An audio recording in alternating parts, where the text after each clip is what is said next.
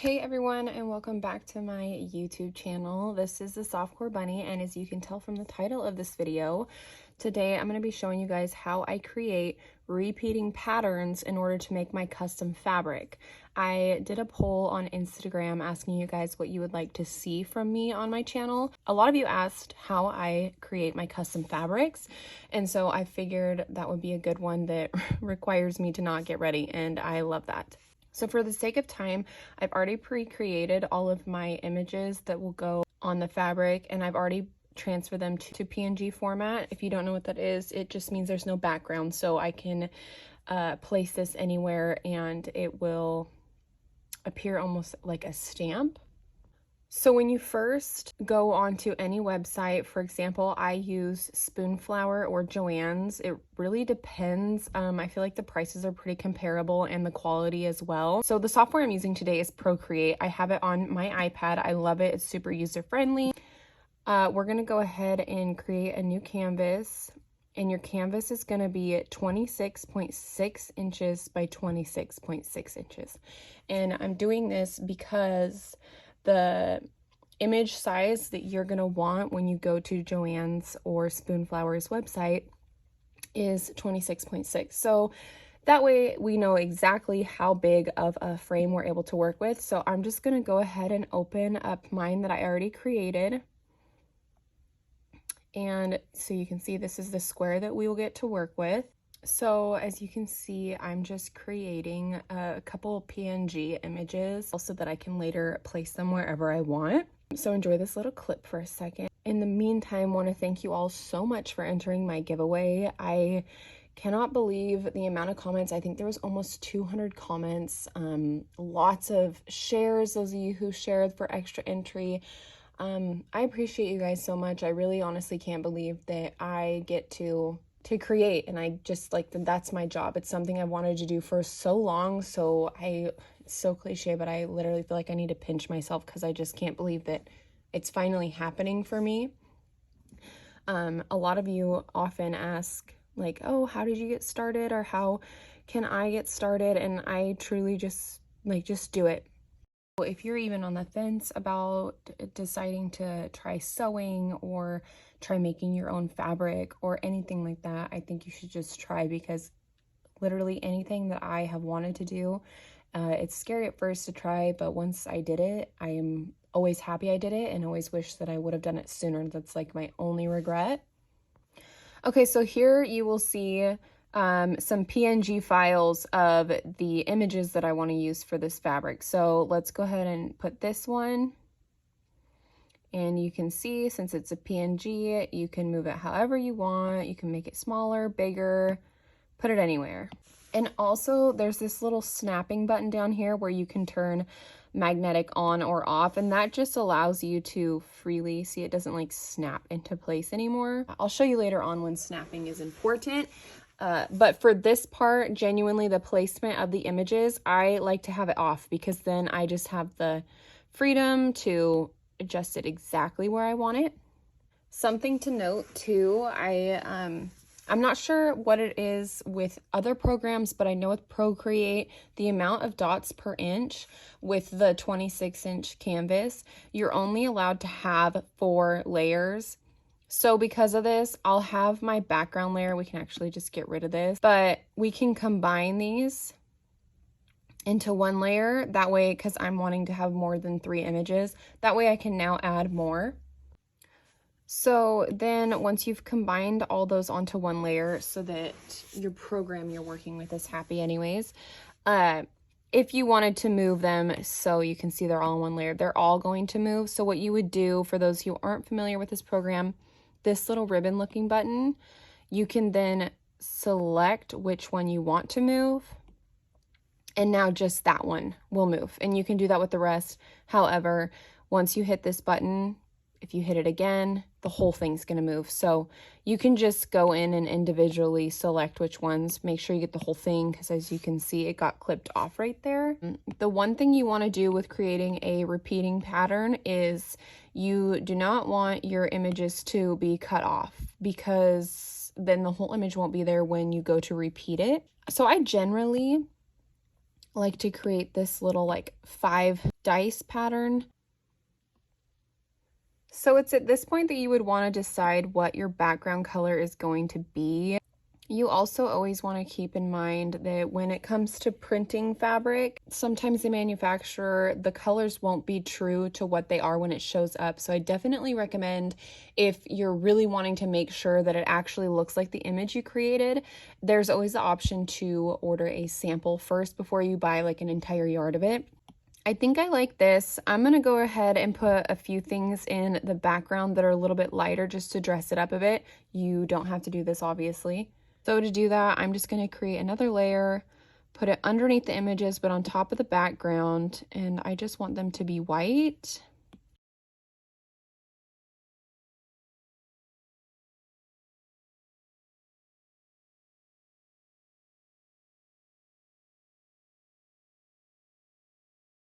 Right, you can tap with 2 fingers on the layer and then just adjust the slider here so you'll see those things in the background start to fade a little bit, and I feel like it just kind of dresses it up a bit. So you want everything on one layer except for the background, obviously, but you want your transform. Go to snapping, and you're going to want to have magnetic and snapping on, because this will help make sure that the image stays straight and it doesn't wobble around too much, because it's very important that it stays straight.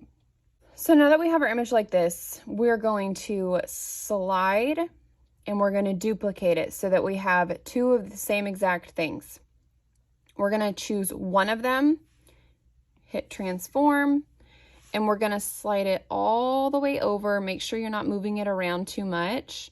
You're going to slide it all the way over until you see those things pop up, telling you that it is exactly halfway. Ignore the blue bar. I don't know why that does that. But you just want to make sure it's exactly halfway. A little line here and here will pop up. If you're unsure, you can always just undo it and redo it again, because like I said, it is very important for this to work, for it to line up exactly. So now that we have that halfway over there, we're gonna go off of it and we're gonna go see this layer now is only half of an image. It looks like it's whole because there's 2, but now we're gonna go to the one that we hadn't moved yet, and we're gonna move that one this way. Same thing. It'll pop up telling us that it's halfway, and now our image should look like this. Once it looks like this, you're going to combine the 2 and you're going to duplicate it.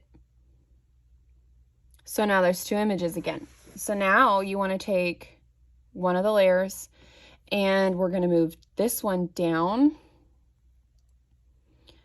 until the midpoint, just like that.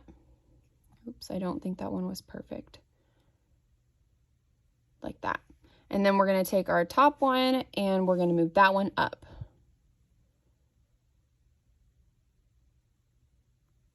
Just like that. So now our image will look like this, and we're going to combine. And so this is a finished project, but now to test that our image is actually repeating, we have it all on one layer. We're going to transform, and this time we're going to put it down in just 1/4 of the canvas right there. Actually, I feel like I'm more steady using my hand. And then we're going to unselect, we're going to go up here, and now that it's just down here, we're going to make 2 of those. So duplicate that one, and this one we're going to move up. Make sure it stays on its own little plane of existence. And now is a good time to zoom in. So where these 2 images met up, zoom in and just make sure there's no gap, because way far away sometimes, oops, put that back. Way far away you cannot see it, but if you were to print it off on fabric, you would see it. And so it is very important to zoom in and make sure that your image lined up perfectly, because these were 2 different pieces that came together. And then now that we have it on one thing, we're going to combine those 2, and we're going to make 2 of those. In this one, we're going to move over here, keeping it on its own little plane until it's midway, and select. And same thing, we're going to zoom in here and make sure there was no gap, that everything's aligned the way it's supposed to be.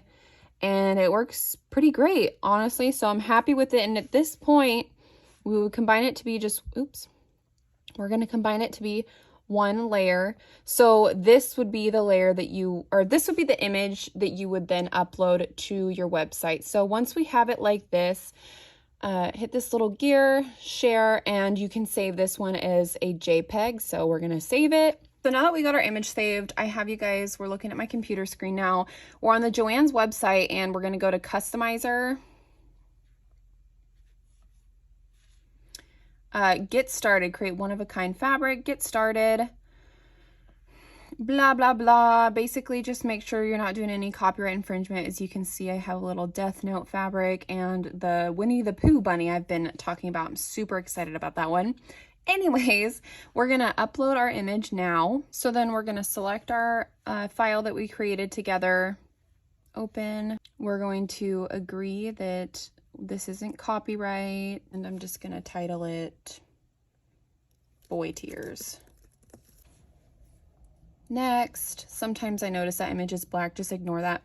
And then, so now you'll be able to see this is your sample of your fabric. Also, before you order your fabric, definitely make sure, like, so inches, if this is like 5 inches just right here, that tells me that these images are going to be about 5 inches wide when they're here, and I don't really want them to be that big. So at that point I can scale my thing to be smaller.